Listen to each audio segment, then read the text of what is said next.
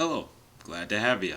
Today we'll be talking about what it actually means to become a Posh Ambassador and how you get there. This is basically the roadmap for my next 2 months because, as I said, my goal is to become a Posh Ambassador by the end of summer. And I have exactly 2 months from today, so here we go. Time to get cracking and see what I gotta do. So first off, we're going to start on Poshmark's main page. This is their criteria for becoming a Posh Ambassador. Under the article, How Do I Become a Posh Ambassador? Let's read what it says. So, Posh Ambassadors are expected to maintain an active closet, participate in the Poshmark community, I can do that, provide great customer service, I just shipped out my first item today, and I'd say that's pretty great customer service, and be in good standing with our community guidelines in terms of service. Alright, so the benefits of actually becoming a Posh Ambassador are get recommended to new Poshers. Kind of confusing, so here's what it means. It means when someone signs up for a new account, you get put in that pool when they pick brands of people that they automatically follow by creating an account. For example, when I created my Posh account, I automatically followed almost 700 people. That's a lot. So now, if I become an ambassador, I'd be in that pool for people to be confused about why they have so many people that they're following already, just creating the account. Perfect. Lastly, you unlock access to fun programs and opportunities. So with this, I know there's a couple of things. I believe you have access to wholesale purchasing, I think. And also, I know for sure that you have access to certain social media bounties, like special posts that you get paid for by Poshmark after they verified that you've done the post. And I can show you an example of one. So this is, again, my Instagram for Poshmark immortalthreads. And we're going to look at a dash of dressy, which is my girlfriend's Poshmark page. And her last post here, this one about the Vera Bradley bags that she has for sale. This is one that she did get a bounty for. And then I believe you also have to have the post, and then you have to have a link that they give you to your actual Poshmark closet. So that's how that works. And then lastly, it talks about the qualifications to be a Poshmark ambassador, what you actually need to achieve to get that title and apply for the program. But to better explain that, we'll actually look at my Poshmark stats and my progress toward becoming a Posh Ambassador. So first off is community shares. So this is just sharing other people's items.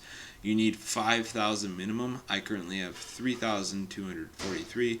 This is something that I'm definitely working on because it helps me gain followers and more exposure in the community. Second is self-shares. Again, you need 5,000 of those. I only have 500 right now. I'm looking to do this more once I expand my closet and have more items to offer and click through. And I think once I gain the follower base from completing the community shares, the self-shares will be more effective because then people will be seeing my items more.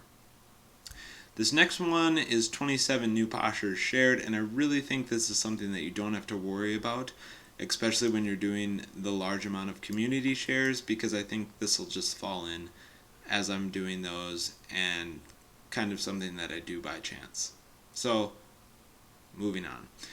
Available listings, you need 50. I have 38 currently, so to actually be a Posh Ambassador, you'll have to have 65 items listed in total. Why? Because you have to sell 15 items at least, and you also have to have 50 available. Add those together, you get 65. I currently have one sale. It's a start, like I said. We'll get there. Average purchase rating, I don't have any yet. I probably will have one once my item that I shipped out today gets to my buyer. And this ties into the average ship time, which has to be less than 3 days, which I really think is achievable. I got my first item out in 1 day, so it's a good start. And lastly, love notes given. And this is something that was talked about in a lot of the blogs I read about becoming a Posh Ambassador that people get confused about. So here's what it means. It means you have to buy an item, so you do have to purchase something to be a Posh Ambassador, and then you have to provide feedback on that. Pretty simple once you look at it. especially if you sign up with someone else's Posh Ambassador name. You usually get some sort of sign-on bonus, either $5, currently it's $10. So sign up now. I'll put my sign-up code in the description if you feel so inclined to do so from this video. So then we both get a little bonus kickback, and that can help you purchase that first item. Moving on to the actual benefits of being a Posh Ambassador. Again, it talked about that stuff in the article from Poshmark directly, but here's the conclusion that I came to after reading most of the blogs, and this was best represented in a blog post from Pennies to Plenty, which I'll also have linked in the description, about her experience about becoming a Posh Ambassador. So the conclusions are that she doesn't necessarily think that she makes more sales because she became a Posh Ambassador, but it does impact the bottom line. Because you become a Posh Ambassador, you receive more followers, and you also get looked at as a more reliable seller by the community. So this indirectly ends up, impacting your sales, but you don't directly have an increase in sales because you become a Posh Ambassador. So, get more followers, looked at as more reliable, you end up getting more sales. Pretty cool. This is one part that I kind of found was interesting on Reddit, and that was that people became Posh Ambassadors, and then they literally thought that they were getting less sales because they became a Posh Ambassador. So one person even went to the point of releasing themselves from the Posh Ambassador program. So I don't see myself doing that, but I just thought it was interesting and something that you should know.